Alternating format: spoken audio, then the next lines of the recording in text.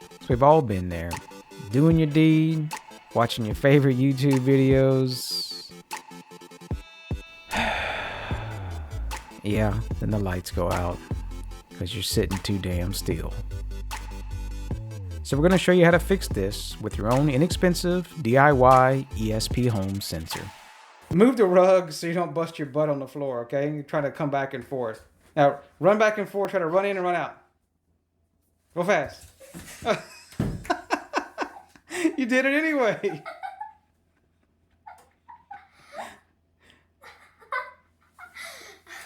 Okay, try to do it without falling as much. Okay. Run.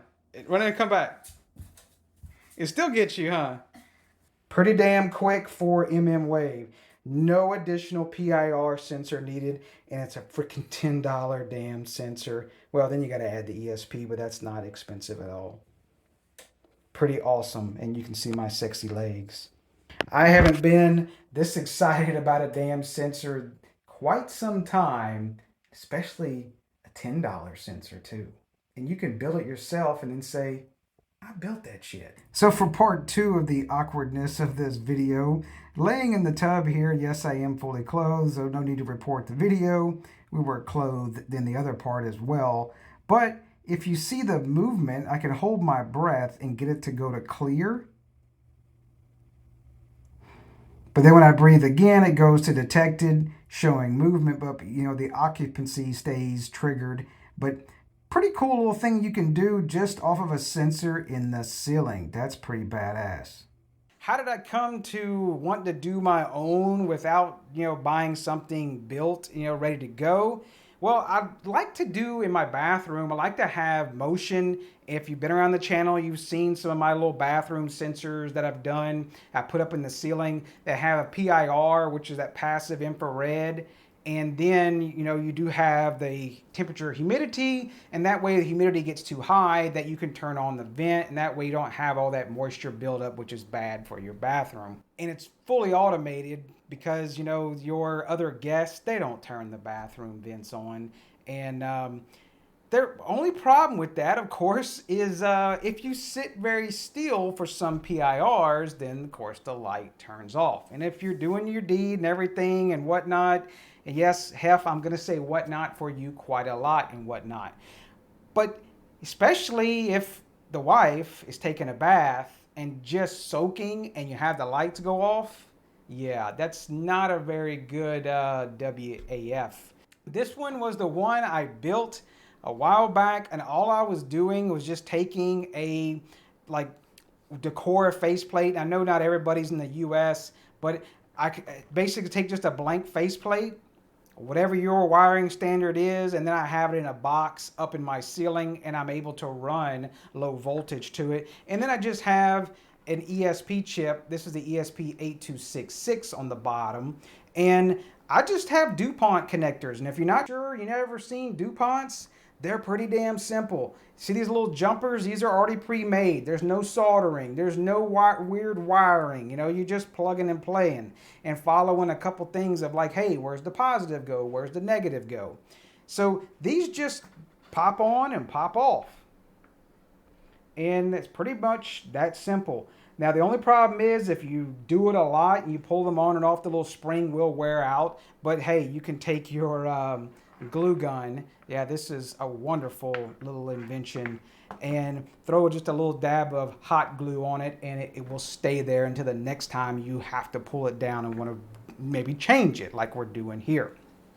Now, I have tried a lot of different damn mmWave sensors, and if you're not really familiar with mmWave, just think of it as a radar sensor that detects if a person is breathing or making those little minute movements that a human, would typically make that would be alive. And it picks up, and you set your sensitivity. Now, if you don't want to be, you can't set it too sensitive, and then say some ceiling fans and everything.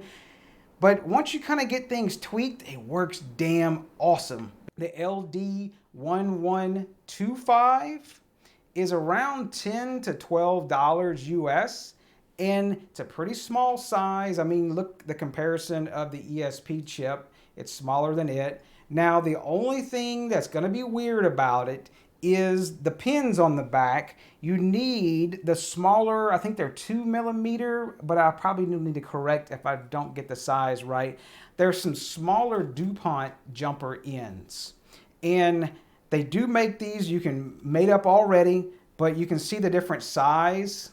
You can see the size is a lot different between the two different sizes of DuPont jumpers. But just make sure you get the right jumpers for these versus, you know, the regular style DuPont jumper. But you got to have them on either side. You get what I'm saying. So that way you can plug it straight up to the ESP8266. Or I went with ESP32 because there really isn't a reason to do 8266 unless you just have them around.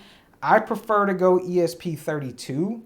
And these are pretty damn cool. I found these on Amazon. I'm sure they're on AliExpress and whatever. I'll probably link them around.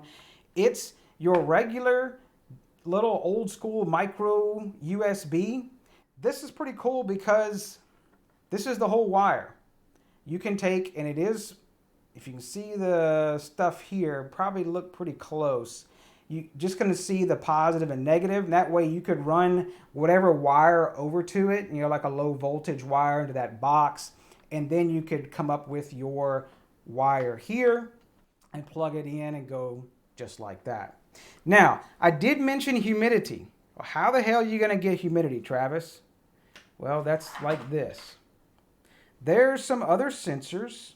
There's the, I keep wanting to say the SHT, the shit 31, but these little I2C sensors, they just plug into some other pins on the ESP chip.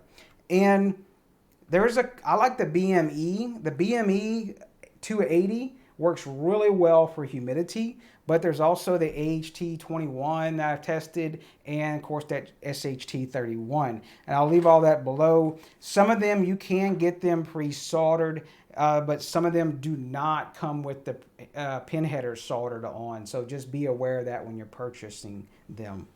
This is what it looks like from, you know, I have it in the ceiling, and I probably will show a picture here.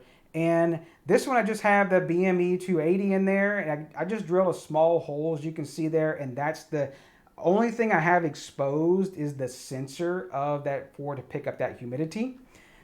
Now, this is going to look like ass, but hey, I'm the only one that's going to see it. Well, I guess everyone out there as well. But hot glue gun is your friend. And yes, you may laugh. I've had hot glue gun stuff from different wall plates, from like capacitive touch buttons and everything and stuff in the ceiling. They've been up through the Louisiana heat in the attic cooking for years and perfectly fine. And the other great thing about it, it's so easy to get one of these at the hobby store or whatever, and then you can just glue the hell out of it and it seals the chip right up so you won't get any moisture on it or whatever. This one, you can see I just glued down the BME 280. I threw a little glue on the DuPont jumpers, that way they won't come off. And one thing you'll notice I did, if you can get on the camera, is I threw a little glue underneath, because this is the chip here. And so these targets face down. And that's what, you know, all you're seeing is this here and the back of it. Well, I threw a little glue because I wanted the chip to be at an angle. If I'm trying to get to my angles right. So I wanted it to be at an angle because I actually had an issue when I first put it up that if we put your arm on the back of the couch that was on that adjacent wall, well, then it would set the light off. Well, so I angled it a little bit and turned down some of the sensitivity and was able to tweak it. And, you know, it works great. I'm the only one that sees it. So I did throw glue all along the back of it to seal it. And then, because in case the ESP chip came down, which is kind of impossible for it to do that, then it wouldn't, you know, touch on it or whatnot. And there it is for you again, Hef. It just seals everything up. And then I just put a dab of super glue on the DuPont jumpers on the board. That way it won't, you know, come off. But that's all up to you and how you want to build it. If you want to build something that goes in the wall, you want to build something in a different 3D printed case or whatever type of thing, because you know the mmWave, think about it, you don't have to really see it like you did a PIR sensor. You could hide it in something as long as it's not metal, because metal, of course, is going to stop that 24 gigahertz really well, which is not a bad thing if you're trying to hide it from some ceiling fans. You can actually use some different metal pieces and things to direct the signal from being able to see a constant moving device, such as a computer fan or ceiling fan or whatever else may be moving in the room. As software we're going to put on the ESP chips, well, of course, that is ESPHome. If you're running Home Assistant, HAOS, or Docker, or however you're running this thing, you can run ESPHome. There's tons of different ways to install it. Add-ons, Docker, do the whole deal. It's pretty much going to all look and work the same. Check out ESPHome.io and you can go show how to get started with it or whatever. Now, once you do get that and come back and see my boring ass talk, you should have this dashboard of ESPHome. And that would be like in your add-ons or whatever. It's the web GUI to where you manage all this stuff. And there's still no dark mode. Yeah. Now, we're just going to make a new device. We're going to copy everything into it. No big deal. Let's just go through here and we'll say continue. And we'll call it ESP32 radar video. Whatever you want to call it. I'm going to delete mine later. This is going to be ESP32. I just hit skip because you don't want to install it right now. And it should be somewhere in your list. I got a bunch of junk. So this should just hit edit. And you should get everything in here. Now, we're just going to copy and paste things over all this. So I have all this. I'll leave the link down. It'll come from our website. If you really just want to copy and paste it, you want to download it or whatever. Now the code where this comes from, I didn't make it all, just tweaked a few things. It came from the great King Patrick 3399. He has a bunch of these different models all on his GitHub, and he has all the YAML files and everything and the manuals and how if you want to wire it or whatever, or the configuration, the settings. Pretty simple stuff. But I'll take the ones that I have tweaked and I'll have them ready to go on my website where you can just copy and paste those if you like. There's no dark mode here, of course, and just after my eye surgery, I'm still kind of sensitive to light. So I'm just going to use Notepad++ to go over some of his code. Go ahead and set your name. Now the update time, I have that for my humidity sensor. I just have it wanting to check the humidity temperature every 30 seconds. I don't need it more than that. I added down here the I²C. You can change those to whatever you want as long as they're valid pins. Everything else I left the same here. API, if you want to throw an encryption key in, you're more than welcome to. I use these locally. I didn't need an encryption key nor the password. You can put those in there. My Wi-Fi, I do have this set using my secrets because I need static IPs for make mine work that well. If you don't need yours, you can just leave it back as default, which was this here. It's just 3 lines. Wi-Fi, SSID, and password. I didn't need the fallback access point mode because it is just a ESP chip and I can get to it fairly easy. But if you want to leave it in there and put it in their captive portal, more than welcome to. See, here's the RX pin and TX pin. And I'm using those for UART2. It's recommended. Otherwise, you will have issues. That's that TX2 and RX2 on the ESP32. Then I added the BME280 right here for temperature, pressure, and humidity. We don't really need temperature, so I just don't add it to the card in Home Assistant. And I did use the oversampling 2X. I only needed it to take 2 samples and then jump out. I didn't need, I think the default's like 5 or 6 and something crazy. I didn't need that. Is it moist or not? And then the UART text. If you set this internal as true, you won't see this. It's more of a debug, but it's also more for the chip to send every time there's movement, and that could make things a little slower. And that's pretty much it. The rest of it's all Patrick's code from his GitHub. So definitely thanks to that for him figuring all this crap out with this sensor, because it's really awesome that you can tweak everything right in Home Assistant in real time. If you jump over here to Home Assistant, you're not sure how to install on an ESP32 chip in ESPHome. If you look in the Home Assistant side, ESPHome, I have the full procedure with screenshots on how to create your little sensor like we just did, and then how to flash it, install it. Most people get worried about the word flash, but it's just writing it to the chip. It's installing it. So we'll hit the install button. Now, the first time you do this, you do need to manually do it. So I'm going to hit manual download.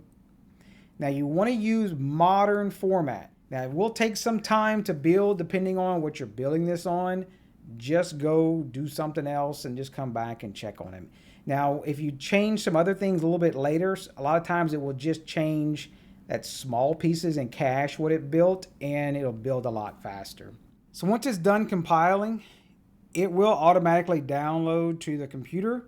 So don't delete that file.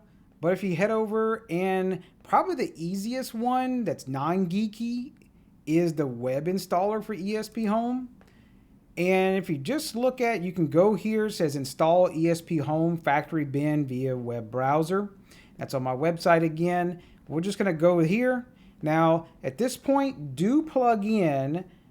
I'm pointing over here like you can see.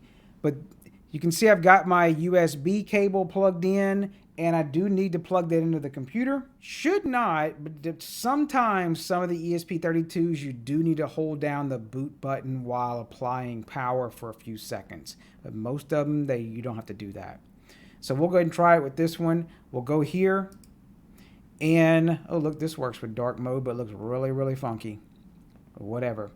We're gonna hit connect, and there it is. This is that CP2102. I think that's another cable I probably have, that COM3. So we'll hit connect, and we're going to say install, and we will choose the file. And that's going to be the file that just downloaded to your local computer. And that's going to be that master bath one I have built, and hit install. And if everything went correct and your thing is hooked up, you should get the erasing message. And don't browse away. I know it's tempted to go browse to your favorite YouTube websites and whatever else. Just let it do the install, and we'll come right back. It doesn't take that long. And I can actually see the blue light, the status LED blinking on me. So it's probably booting up by the time I get done running my mouth. If you come back and jump into the ESPHome dashboard, we should see a master bath, potentially. There it is. It goes online. Now the logs, I think I have it turned down where it doesn't spew out tons of data, because I found that was, just bogging down that chip too much. But you can go turn on all those debug and everything if you do have issues. But I can already see it found my I2C. That's that BME 280. So I should be good. Now let's go add it into Home Assistant. Now, a lot of times you'll get a notification when you pull up Home Assistant, it'll auto discovery, boom, it's great, pretty awesome. But I have to go in and put mine manually.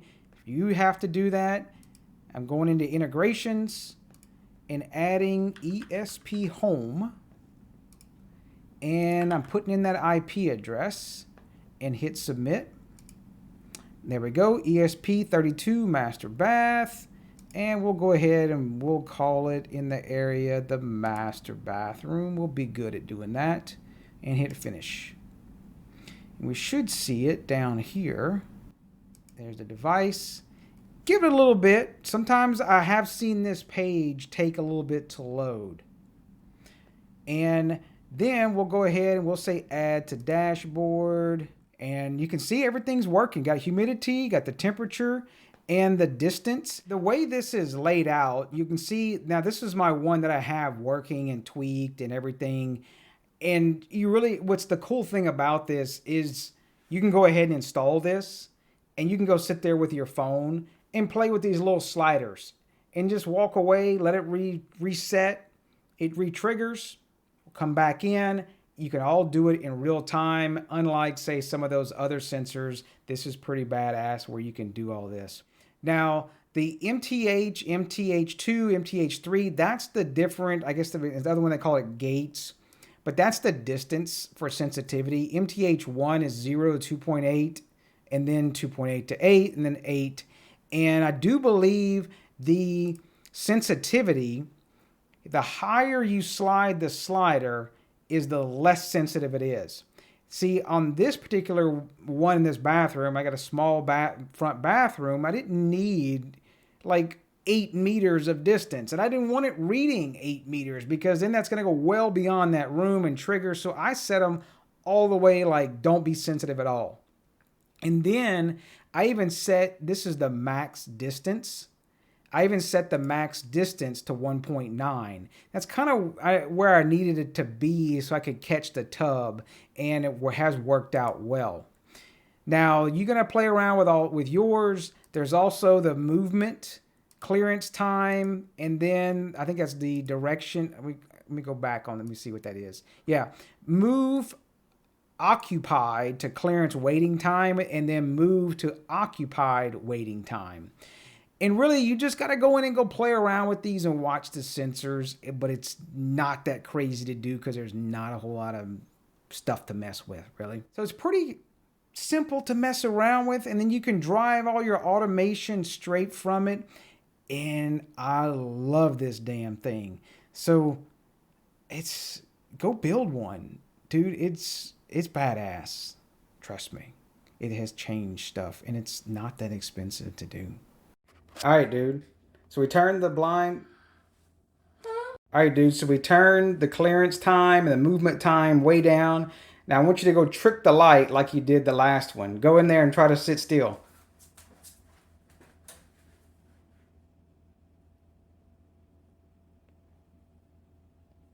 You can't do it, can you? It stays triggered, huh? Come out. Stop. Come back right here. It's cool and stuff.